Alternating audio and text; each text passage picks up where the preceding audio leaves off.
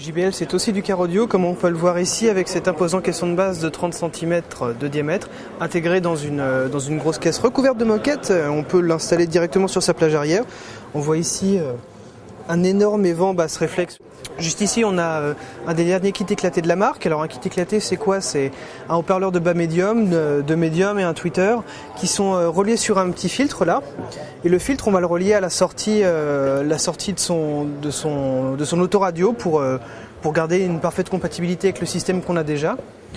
Ici, on a un gros subwoofer. Là, c'est le haut-parleur qu'on intègre dans un caisson de grave. Donc là, on va être obligé de faire soi-même son caisson, de calculer la charge nécessaire et c'est dédié au tuning, quoi.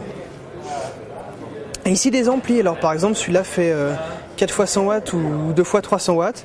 Ça va être apposé sur la plage arrière et à alimenter avec le 12 volts de sa batterie.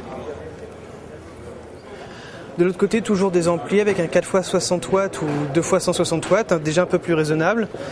Alors ce coup-ci pas un kit éclaté, un haut-parleur large bande avec un tweeter,